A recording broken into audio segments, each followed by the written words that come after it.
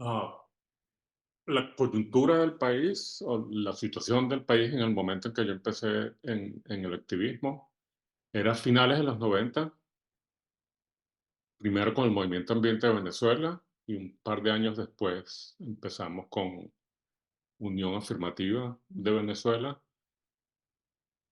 Era el momento en que Chávez estaba recién electo, así que por supuesto había mucho movimiento de todo tipo en el país.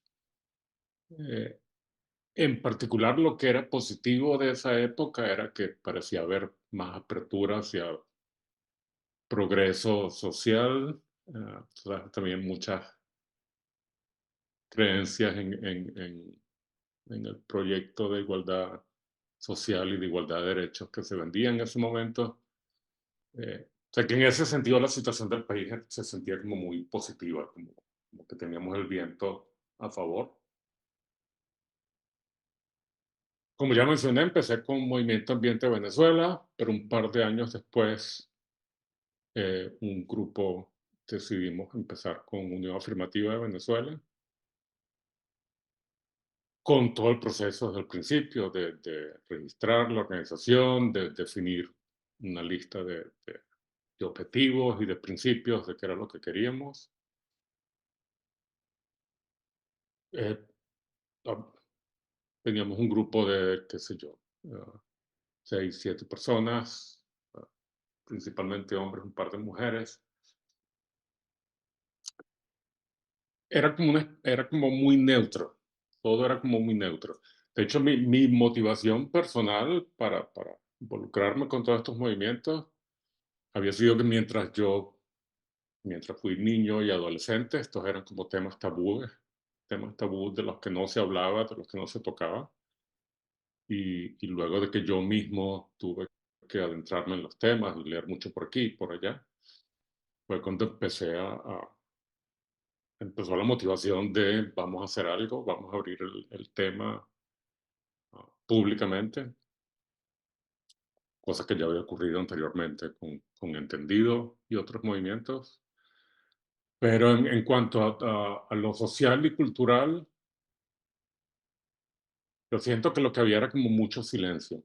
Y en esa época en que Unión Afirmativa empezó, yo creo que una de las cosas que avanzó en esa oportunidad fue que los medios de comunicación empezaron a abrirse más hacia el tema, de manera menos amarillista. Y en cuanto a la participación de miembros de la comunidad LGBT, bueno, en esa época era solo LGBT, ahora hay muchas más letras,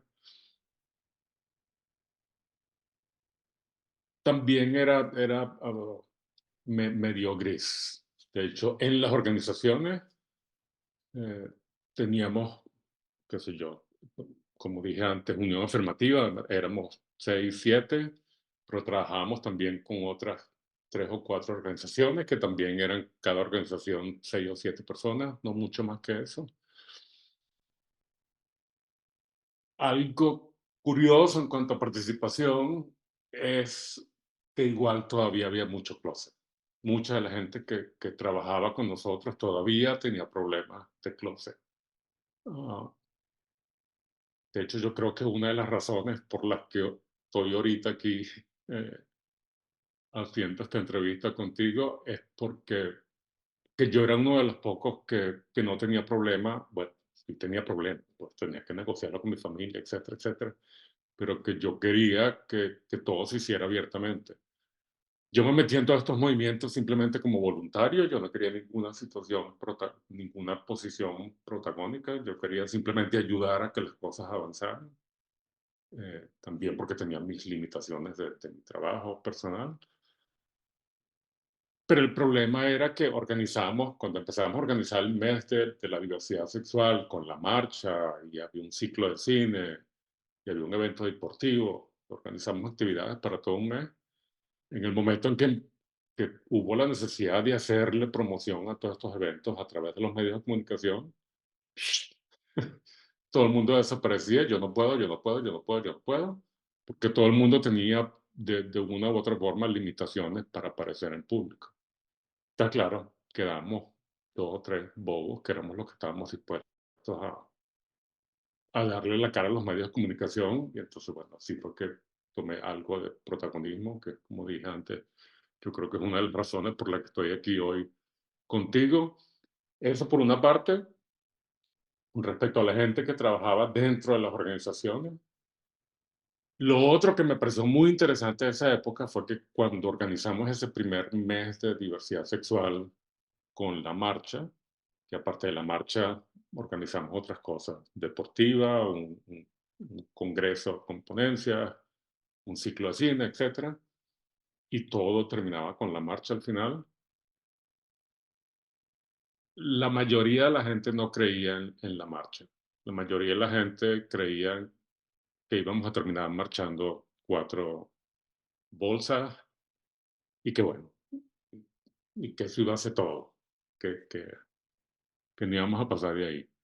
Pero bueno, todos acordamos en que si esa iba a ser la situación final, igual había que hacerlo, que en algún momento había que empezar. Pues nada, se hizo toda la promoción. Pasamos mucho tiempo también haciendo propaganda en todos los bares. Nos pasamos varios fines de semana promocionando todo, aparte de la promoción que se hacía en medios de comunicación.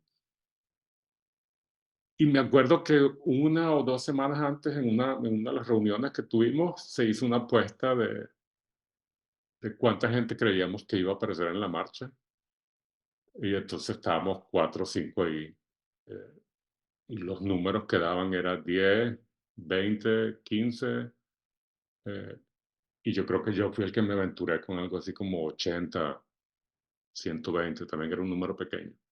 Pero yo era el único que decía, yo creo que si vamos a traer gente, yo creo que alrededor de los 100 podemos llegar. Todos los demás se quedaron entre 10 y 20, a lo mejor un 40. Y bueno, esa apuesta la gané yo de calle porque vino un gentío. Vino un gentío, yo creo que quizás llegamos casi a las 1000 personas. Y me acuerdo que luego me hicieron una entrevista en la revistita de En Ambiente, la que publicaba Petricelli. Y él preguntaba a qué creíamos que se debía el éxito de la marcha, pues fue después de la marcha. Y yo le decía, mira, yo no sé si es que es un éxito, yo creo que lo que pasó es que había como una necesidad de la gente de salir a la calle y de expresarse, pero no tenían cómo hacerlo. Y yo creo que lo único que hicimos fue crear esa oportunidad de que la gente saliera para la calle y la gente respondió. No necesariamente después participaban en el movimiento, pero para la marcha sí, yo no me acuerdo si tú estabas en el país en ese momento, pero para la marcha sí vino un gentío. Que mucha gente tenía opiniones distintas sobre si eso era positivo o no. Era tratar de mantener también los temas LGBT y VIH en paralelo, pero como temas distintos, que nos vincularan con los movimientos VIH. Todo lo contrario, las reuniones de la red de diversidad sexual se hacían en la sede de Acción Solidaria. También teníamos conexión con AXI, etcétera. O sea, que no era una cuestión de no queremos que nos mezclen porque nos rayamos, sino era una cuestión de tenemos otros problemas que no tienen nada que ver con el VIH. Mi motivación personal, poco la mencioné antes, era que yo crecí en un ambiente donde no había, oh, mi ambiente familiar y social no era extremadamente homofóbico, pero era el típico ambiente venezolano donde de este tema no se habla, este tema no se toca, todo un silencio. Si por re o por fa el tema salía, todo el mundo entraba en silencio y no se tocaba. Entonces, claro, también como niño gay, me imagino que las niñas lesbianas les pasa lo mismo. eh, no tienes por dónde canalizar quién eres tú y te paso a descubrir y entender quién eres tú. Niño, adolescente, estás tratando de definir tu personalidad dentro de ese pasticho donde hay algo de lo que no se habla, entonces lo poco que oyes son puras cosas negativas. esa fue mi motivación personal para entrar y por eso era que mencionaba antes lo de llevar el tema a la opinión pública, era como una de mis motivaciones personales transformadas en motivación social de avanzar en ese sentido. Eso fue lo que me llevó al Movimiento de Venezuela, después a Unión Afirmativa. En Unión Afirmativa estuve entonces desde 2000, que fue cuando se fundó, como hasta el 2003, 2004. Un poco mis problemas también es lo que mencioné antes. Yo quería ayudar en estos movimientos como voluntario, pero problema de closet de los demás que estaban ahí. Entonces siempre terminaba teniendo que ser el que daba la cara con un poco de cosas. Entonces como que me caía más de lo que por un lado podía dar y de lo que tenía capacidad de dar. Y de lo que yo me sentía también capaz, en el sentido de capaz profesionalmente hablando. Si estamos hablando de, bueno, vamos a hacer una propuesta de ley, etcétera, etcétera, yo decía, bueno, necesitamos abogados, necesitamos alguien que sepa cómo hacer esto, pues, y yo no puedo dedicarme a estudiar derecho en las noches para tratar de proponer algo aquí. Bla, bla. Eh, es un poco, también fue la razón por la que terminé separándome de un nuevo afirmativo, pero seguía con la inquietud de que socialmente era importante que se siguiera discutiendo el tema en la opinión pública, y de ahí salió la idea de las tertulias de diversidad sexual, que empezaron en el año 2004. De hecho, eso fue originalmente idea de Alberto Nieves, que me acuerdo que después de que me separé de Unión Afirmativa, conversando con Alberto un día, yo le decía, no, sí, ya no estoy allá, pero todavía quisiera poder hacer algo que estuviera dentro de mis capacidades, pero no sé qué. Pasé un montón de tiempo no haciendo nada de activismo. Y Alberto me mencionó una actividad similar se hacía en otro país latinoamericano, no me acuerdo si era Chile o en otro país, que él había visto que hacían algo así, que se reunían en bares, restaurantes, a hacer discusiones sobre temas de diversidad sexual. Y bueno, esa idea la tomamos. Y entonces invité a 3 o 4 amigos que estaban también en otros movimientos de Caracas de LGBT y les propuse la idea de, bueno, vamos a organizar que una vez al mes nos reunamos a discutir algún tema de diversidad sexual, que se haga abiertamente, que se haga en público, que teníamos a partir de todas las ideas que se trajeron a esas primeras reuniones, terminamos definiendo ciertos parámetros. Bueno, que se escogiera un tema por mes, que tuviéramos cuidado de balancear los temas de la L, de la G, de la B y de la T. Eh, no queríamos hacerlo en bares de ambiente, entonces de ahí salió la idea de hacerlo en cafés no LGBT que estuvieran dispuestos a prestarnos el espacio. Y bueno, así salieron las tertulias de diversidad sexual. El, el hecho fue, nos reuníamos una vez al mes, planificábamos usualmente por grupos de 4 meses, o sea que planificábamos siempre 4 tertulias, una por mes, 4 temas distintos. Carlos Gutiérrez, que fue uno de los que ayudó con la organización de eso al principio, una de sus ideas fue, no debemos traer a un orador que explique sobre el tema, porque tenemos que hacerlo más abierto, que todo el mundo se sienta libre de dar su propia opinión. Entonces, todas las tertulias siempre presentábamos los temas nada más que con preguntas.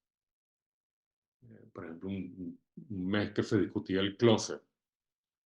Entonces, en vez de abrir con una explicación sobre lo que era el closet y de qué era lo que queríamos discutir, presentamos el tema simplemente a través de una serie de preguntas. ¿Qué opina cada quien que es el closet? ¿Cómo se siente cada quien se siente la gente cómoda o incómoda dentro del closet, se siente la gente más cómoda o más incómoda luego de salir del closet, bla, bla. Siempre inventamos unas 8 preguntas por tema. Y así era que se abrían las tertulias. Este es el tema de hoy, estas son las preguntas, empiecen a hablar. Y lo hacíamos en varios cafés de Caracas. Rotábamos. Actualmente estos ciclos de 4 eran en 4 sitios distintos. Eso me pareció que fue muy bueno también por visibilidad. Me parece que también la participación de la comunidad, que fue una de tus preguntas anteriores, fue muy buena porque la gente venía. Inclusive durante el primer año de las tertulias, en algún momento a alguien le escuché decir que le parecía que eso era lo más interesante que estaba ocurriendo en el ambiente LGBT de Caracas de ese momento. Porque claro, era algo totalmente distinto. Pues, sí, no tenías que ir a un bar, ibas a un café no LGBT a hablar de temas LGBT públicamente, o sea que la gente que iba a ese café ese día, qué sé yo, usualmente nos prestaban una sección del café nomás, pero entonces teníamos que poner el micrófono y unas cornetas y no sé qué, entonces, tú sabes, estaba la gente que estaba en ese café ese día en la otra mitad, viendo que estábamos nosotros reunidos en la otra mitad discutiendo temas sobre sexualidad, sobre closet, sobre problemas sociales, sobre legalizar parejas o no legalizar parejas, etcétera. Eh, Eso fue, me parece que muy bueno en cuanto a visibilidad de los 2000. La verdad es que lamentablemente muy poco. Me cuesta pensar en otro logro. Yo creo que el principal logro, una vez más, fue visibilidad. Y en las muchas discusiones que teníamos, con frecuencia se hablaba de vamos a buscar leyes, vamos a hacer propuestas de leyes, etcétera. Pero eso nunca se concretó, por lo menos en los grupos en que yo estuve. Eh,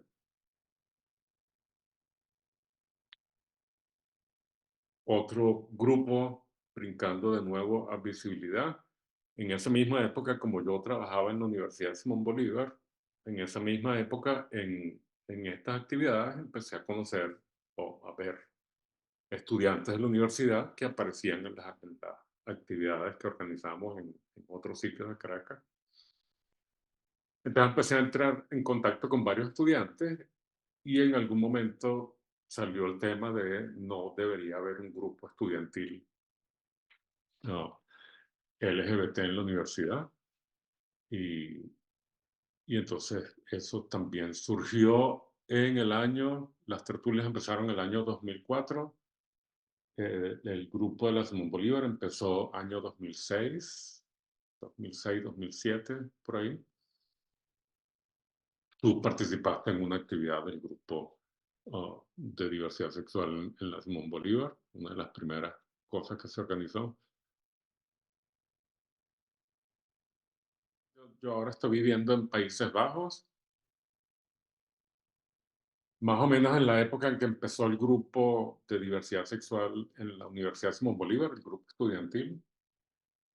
Bueno, entre paréntesis, yo por supuesto no era estudiante en esa época, pero a los estudiantes les costó, bueno, nunca lo lograron, entre paréntesis, nunca lograron legalizar el grupo estudiantil como grupo estudiantil, porque la dirección de organizaciones estudiantiles siempre puso un montón de peros.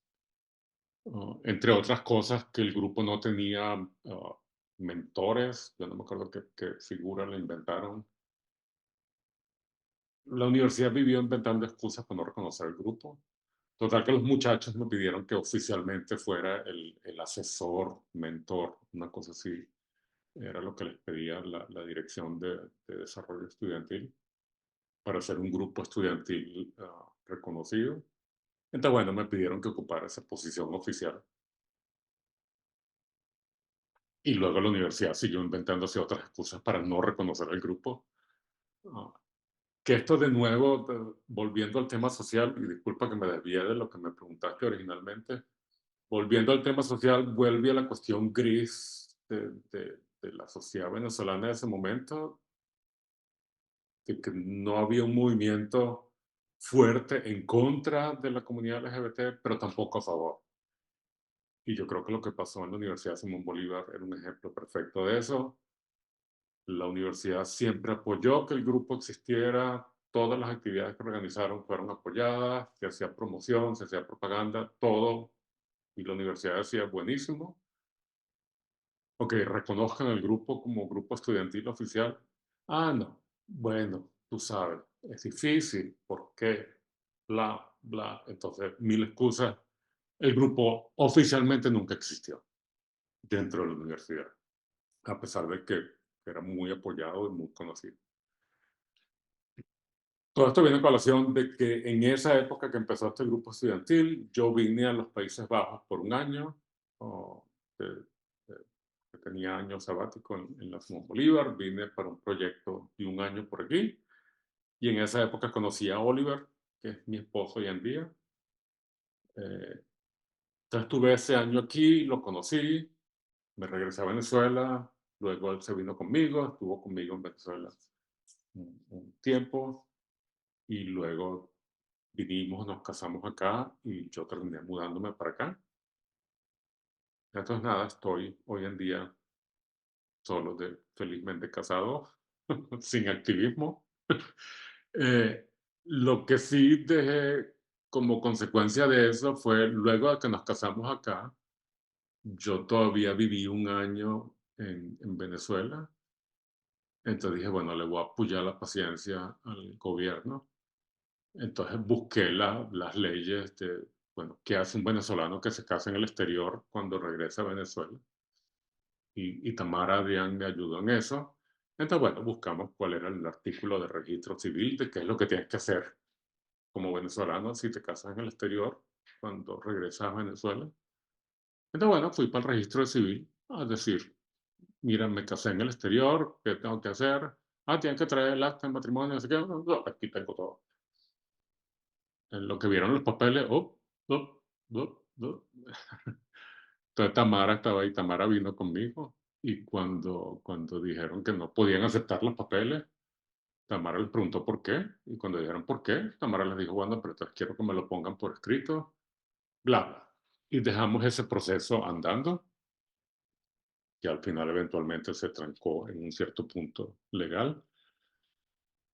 Entonces, bueno, eso lo dejé andando después que me vine, igual se trancó. Y después aquí en Países Bajos estuve un tiempo trabajando.